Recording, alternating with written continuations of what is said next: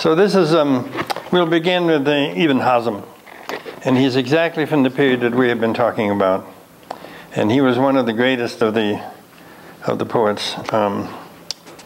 And so we'll begin with the visit of the beloved. And most of these poems that the Muslims wrote here are love poems. They didn't fool around like the Christians writing about doctrine. They go right to it, you know. Will you give me a tiny bit? We haven't played together, but we'll.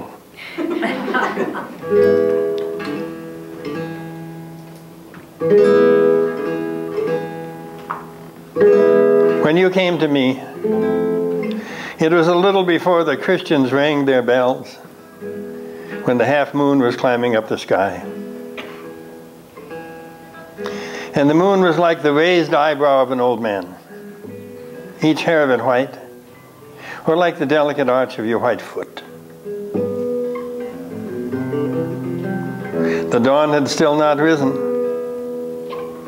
yet the great bow of the Lord shone against the horizon at your coming, radiant with every color, like the peacock's tail. That's a good little love poem, don't you think so?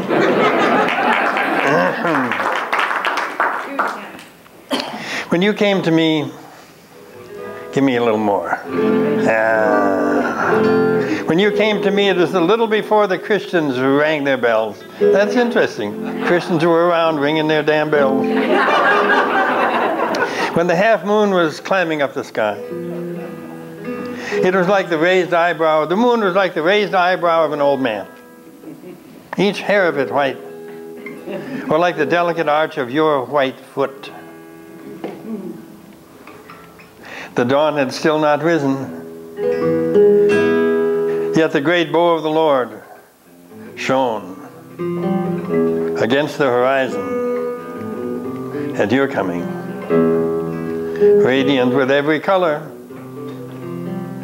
like the peacock's tail. Yeah, you can clap for that poem. It's a good poem. All right, now I want some more enthusiasm this time.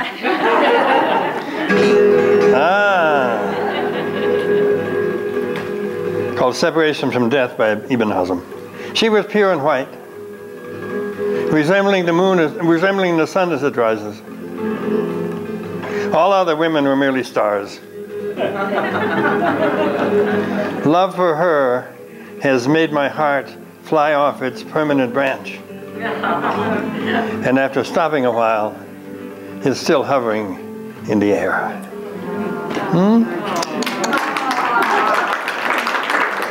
See, they go straight to it without any kind of doctrines or fooling around.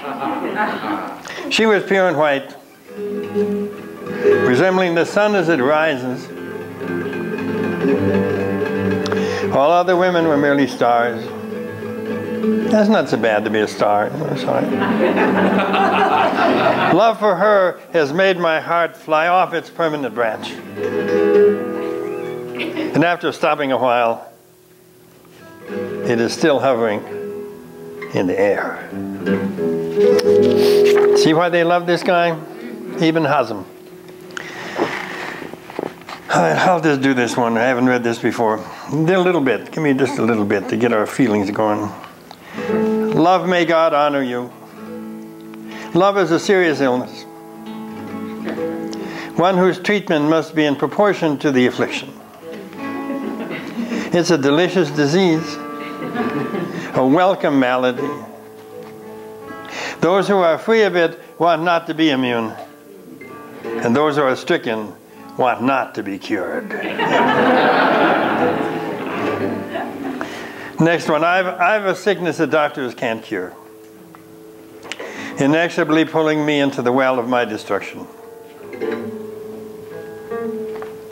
Consented to be a sacrifice, killed for her love, eager, like the drunk, gulping wine mixed with poison. Shameless were those of my nights, and yet my soul loved them beyond all other passions. Want it again? Yeah. It's better than John Donne, really. The whole thing, or just the second stanza. Love, may God honor you, is a serious illness, whose treatment must be in proportion to the affliction. It's a delicious disease, a welcome malady. Those who are free of it want not to be immune. Is that right? And those who are stricken want not to be cured. Gorgeous. I've a sickness doctors can't cure, inexorably pulling me to the well of my destruction. Give me the well of my destruction. That's right. Inexorably pulling me to the well of my destruction.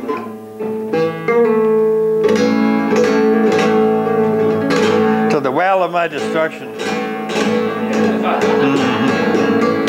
To the well of my destruction.